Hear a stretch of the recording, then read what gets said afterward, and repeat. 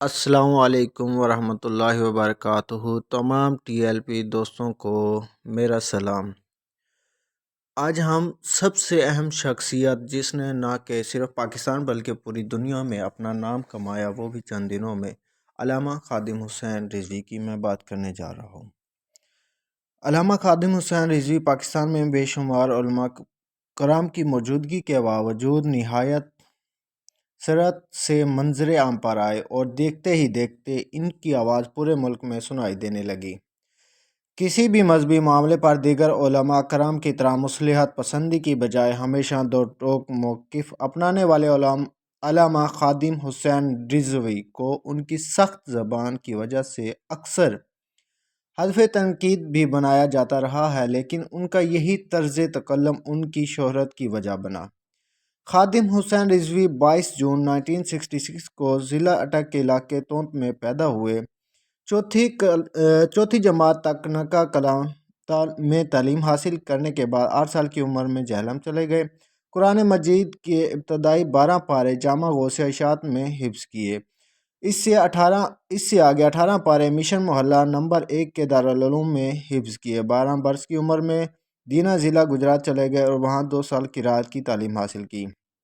قرأت کے بعد 1980 میں مزید تعلیم حاصل کرنے کے لیے لاہور چلے گئے۔ وہاں جامعہ نظامیہ لاہور میں درس نظامی کی تعلیم حاصل کی۔ لاہور مدارسہ میں 8 سال تعلیم حاصل کرنے کے بعد 1988 میں فارغ التحصیل ہوئے۔ مفتی محمد عبد القیوم ہزاروی، مفتی محمد عبد اللطیف نقشبندی، علامہ محمد رشید نقشبندی، علامہ عبد الحکیم شریف قادری اور دیگر اساتذہ کرام خادم حسین رضوی کو تعلیم دی، جبکہ 1988 میں دورہ حدیث مکمل ہوا اور دستار فضیلت عطا کی گئی۔ پنجابی ان کی مادری زبان ہے، تاہم انہیں اردو اور فارسی میں بھی مکمل عبور حاصل تھا۔ عملی زندگی کا آغاز 1993 میں محکمہ اوقاف پنجاب میں پہلی ملازمت اختیار کی۔ ان کا داتا دربار لاہور کے نزدیک واقع پیر مکی مسجد خطیب مقرر کیا گیا اور محکمہ اوقاف کی ملازمت ترک کی تو اس وقت ان کی تنخواہ 20,000 تھی۔ اس کے بعد یتیم خانہ لاہور روڈ کے قریب واقع مسجد رحمت للعالمین خطیب رہے، جہاں سے 15,000 ماہانہ مشاہرہ ملتا تھا۔ 1990 میں جامعہ نظامیہ میں دینا شروع کر دیا۔ اس کے بعد ہم بات کرتے ہیں کہ وہاں حکومتی پالیسیوں پر تنقید کی وجہ سے 4 ماہ کے لیے معطل کر دیے گئے۔ بحال ہو کر پیر مکی صاحب لاہور کی مسجد میں فرائض انجام دینے لگے، لیکن حکومتی پالیسیاں جب حسب مقبول ان کا ہدف تھی، جس کی وجہ سے ملازمت کا یہ سلسلہ زیادہ دیر قائم نہ رہ سکا اور محکمہ اوقاف نے انہیں ملازمت سے فارغ کر دیا۔ تحریک لبیک کا قیام۔ سابق گورنر پنجاب سلمان تاثیر کے قاتل ممتاز قادری کی رہائی کی تحریک کی وجہ سے علامہ خادم حسین رضوی نے شہرت حاصل کی اور ممتاز قادری کی سزائے موت ان کے سیاست میں آنے کا سبب بنی۔ ممتاز قادری کو سزا کے بعد تحریک لبیک یا رسول اللہ کے سرپرست اعلیٰ رہے، لیکن ڈاکٹر اشرف آصف جلالی سے اختلاف کی وجہ سے تحریک لبیک پاکستان بنا ڈالے۔ 2017 میں 120 لاہور کے ضمنی انتخاب میں پہلی بار سیاست میں حصہ لیا اور 7,000 ووٹ حاصل کیے۔ NH4 پشاور کے ضمنی الیکشن میں تقریباً 12,000 ووٹ حاصل کیے۔ لودھرا کے الیکشن میں ان کی تنظیم کو 11,000 کے قریب ووٹ ملے۔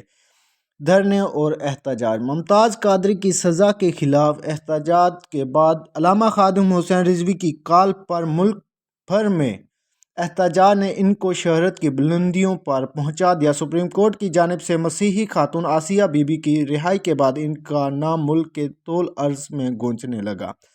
مسلم لیگ نون کے دور حکومت میں قانون سازی میں مبینہ سازش کے خلاف راولپنڈی میں فیض آباد کے مقام پر دھرنا دیا اور فرانس میں گستاخانہ خاکوں کی اشاعت کے خلاف وفات سے چند روز قبل دوبارہ فیض آباد پر دھرنا دیا۔ علامہ خادم حسین رضوی کا پیغام۔ رضوی ملک کی سالمیت اور دین کی حرمت پر ایک لفظ سننے یا برداشت کرنے کو تیار نہیں ہوتے تھے۔ حضور پاک صلی اللہ علیہ وسلم عزت وطن آن ہمیشہ جان دینے کو تیار رہتے تھے۔ یہی وجہ ہے ان کے جانثار والہانہ محبت عقیدت رکھتے ہیں۔